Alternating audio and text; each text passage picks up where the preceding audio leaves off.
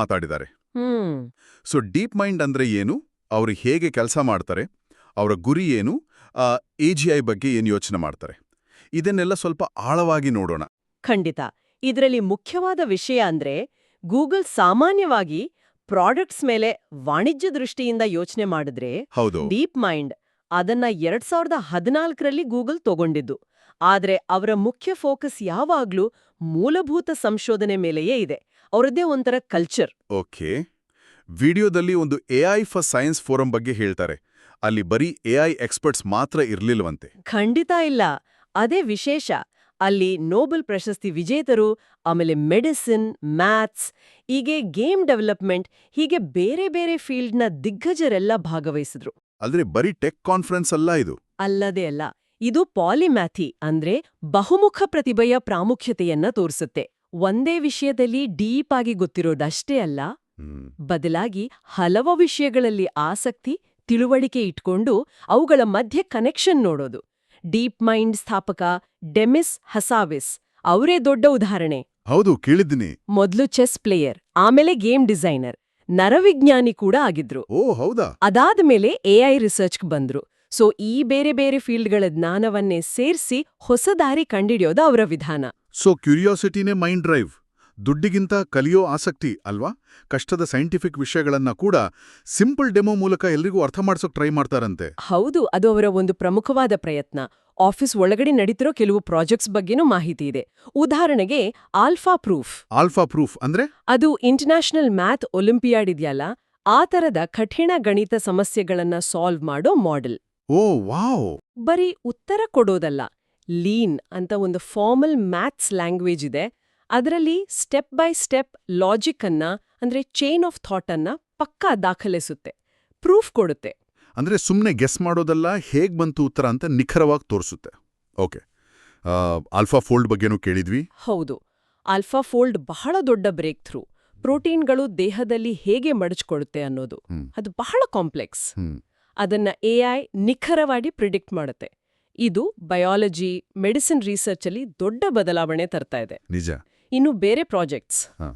Project Astra ಅಂತ ಕನ್ನಡಕದಲ್ಲೇ ಇರೋ ಒಂದು AI ಅಸಿಸ್ಟೆಂಟ್ ತರ, ಯಾವಾಗ್ಲೂ ಜೊತೆಗಿದ್ದು ಹೆಲ್ಪ್ ಮಾಡೋ ತರ. ಇಂಟ್ರೆಸ್ಟಿಂಗ್. ಆಮೇಲೆ ಸಿಂತ್ ID ಅಂದ್ರೆ AI ಇಂದ ಜನರೇಟ್ ಆದ ಇಮೇಜ್, ವಿಡಿಯೋ, ಆಡಿಯೋ, ಟೆಕ್ಸ್ಟ್ ಇದನ್ನೆಲ್ಲ ಗುರುತಿಸೋಕೆ ಒಂದು ವಾಟರ್ ಮಾರ್ಕಿಂಗ್ ಟೆಕ್ನಾಲಜಿ.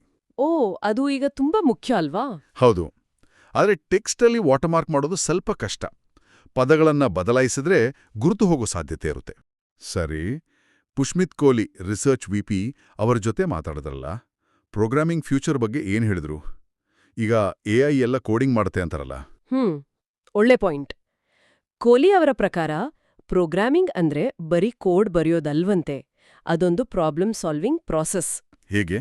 ಅಂದ್ರೆ ಮೊದಲು ಸಮಸ್ಯೆಯನ್ನ ಪೂರ್ತಿಯಾಗಿ ಅರ್ಥ ಮಾಡ್ಕೋಬೇಕು. ಅದರಲ್ಲೇ ಕೆಲವು ಮಾಹಿತಿ ಇರೋದಿಲ್ಲ, ಅದನ್ನ ಊಹಿಸಿ ತುಂಬಬೇಕು.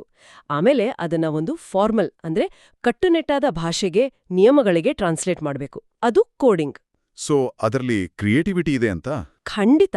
ಹಾಗಾಗಿ ಭವಿಷ್ಯದಲ್ಲಿ ಕೋಡಿಂಗ್ ಅಂದ್ರೆ ಬಹುಶಃ ಇಂಗ್ಲಿಷ್ನಲ್ಲೇ AIಗೆ ನಾವು ಸ್ಪಷ್ಟವಾಗಿ ಇನ್ಸ್ಟ್ರಕ್ಷನ್ ಕೊಡೋದು, ಅಂದ್ರೆ ಪ್ರಾಂಪ್ಟ್ ಮಾಡೋದು ಆಗಬಹುದು. ಓಹೋ. ಆಗ ಸಿಂಟ್ಯಾಕ್ಸ್ ಗೊತ್ತಿರೋಕ್ಕಿಂತ ಪ್ರಾಬ್ಲಮ್ ಅನ್ನ ಕ್ಲಿಯರ್ ಆಗಿ ಹೇಳೋ ಕೆಪಾಸಿಟಿ ಮುಖ್ಯ ಆಗತ್ತೆ. ಪ್ರಾಂಪ್ಟ್ ಎಂಜಿನಿಯರ್ ಅನ್ನೋದು ನಿಜವಾದ ಜಾಬ್ ಆಗಬಹುದು. ಹಾಗಾದ್ರೆ AGI ಅಂದ್ರೆ ಜನರಲ್ AI ಕಡೆಗೆ ಹೋಗೋ ದಾರಿ ಯಾವುದು? LLMಗಳೇ ಸಾಕಾಗುತ್ತಾ ಅಂತ ಕೇಳಿದಾಗ ಏನ್ ಹೇಳಿದ್ರು? ಅವರ ಪ್ರಕಾರ LLMಗಳು ತುಂಬಾ ಪವರ್ಫುಲ್ ನಿಜ, ಆದ್ರೆ ಲಾಂಗ್ ಟರ್ಮ್ ರೀಸನಿಂಗ್ ಅಂದ್ರೆ ದೀರ್ಘಕಾಲ ತರ್ಕ ಮಾಡೋದು ಮತ್ತೆ ವರ್ಕಿಂಗ್ ಮೆಮರಿ ಇದೆಯಲ್ಲ, ಅಂದ್ರೆ ಮಾಹಿತಿಯನ್ನ ಹಿಡಿದಿಟ್ಕೊಂಡು ಅದನ್ನ ಬೇರೆ ಬೇರೆ ಸ್ಟೆಪ್ಸಲ್ಲಿ ಯೂಸ್ ಮಾಡೋ ಕೆಪಾಸಿಟಿ, ಅದಕ್ಕೆ ಇನ್ನೂ ಹೊಸ ಇನೋವೇಷನ್ಸ್ ಬೇಕಾಗ್ಬೋದು. ಓಕೆ. ಅಲ್ಲಿ ಬಹುಶಃ ಈ ಆಲ್ಫಾ ಪ್ರೂಫ್ ತರಹದ ಸಿಸ್ಟಮ್ಸ್ ಮುಖ್ಯ ಆಗ್ಬೋದು. ಯಾಕೆಂದ್ರೆ ಅವು ಫಾರ್ಮಲ್ ಲ್ಯಾಂಗ್ವೇಜ್ ಬಳಸಿ ಲಾಜಿಕಲ್ ಆಗಿ ಕೆಲಸ ಮಾಡ್ತವೆ, ಬರೀ ಪ್ಯಾಟರ್ನ್ ಮ್ಯಾಚಿಂಗ್ ಅಲ್ಲ. ಅರ್ಥ ಆಯ್ತು. ಕೊನೆಗೆ ವರುಣ್ ಅವರು ಆಫೀಸ್ನಲ್ಲಿ ಇರೋ ಲೈಬ್ರರಿ ಬಗ್ಗೆ ಹೇಳಿದ್ರು. ಅಲ್ಲಿ ಎಲ್ಲಾ ತರಹದ ಬುಕ್ಸ್ ಇವೆಯಂತೆ, ನ್ಯೂರೋಸೈನ್ಸ್, ಗೇಮ್ಸ್, ಫಿಸಿಕ್ಸ್. ಹೌದು, ಆ ಲೈಬ್ರರಿ ಅವರ ಫಿಲಾಸಫಿಯನ್ನೇ ತೋರಿಸುತ್ತೆ. ಬಹುಮುಖತೆ, ಬೇರೆ ಬೇರೆ ಜ್ಞಾನದ ಶಾಖೆಗಳನ್ನ ಒಟ್ಟಿಗೆ ತರೋದು. ಇದು ಬರೀ ದುಡ್ಡುಗೋಸ್ಕರ ಇರೋ ಕಂಪನಿ ಅಲ್ಲ. ಜ್ಞಾನ, ಕ್ಯೂರಿಯಾಸಿಟಿ ಅದನ್ನ ಬೆನ್ನಟ್ಟುಕೊಂಡು ಹೋಗೋ ಒಂದು ಲ್ಯಾಬ್ ಇದು. ಅಂತ ಅದು ತೋರ್ಸುತ್ತೆ. ಹಾಗಾದ್ರೆ ಒಟ್ನಲ್ಲಿ ಹೇಳೋದಾದ್ರೆ ಎಐನ ಅತ್ಯಾಧುನಿಕ ಸಂಶೋಧನೆ ಅಂದ್ರೆ ಅದು ಬರೀ ಟೆಕ್ನಾಲಜಿ ಬಗ್ಗೆ ಅಲ್ಲ, ಅದು ಬೇರೆ ಬೇರೆ ನಾಲೆಜ್ ಫೀಲ್ಡ್ಗಳನ್ನ ಕಂಬೈನ್ ಮಾಡೋದು ಮತ್ತು ಆ ಮೂಲಭೂತವಾದ ಕಲಿಯೋ ಕುತೂಹಲ ಇದೆಯಲ್ಲ ಅದನ್ನ ಫಾಲೋ ಮಾಡೋದು. ಹೌದು. ಇಲ್ಲಿ ನಾವೆಲ್ಲ ಯೋಚನೆ ಮಾಡಬೇಕಾದ ಒಂದು ಪ್ರಶ್ನೆ ಇದೆ.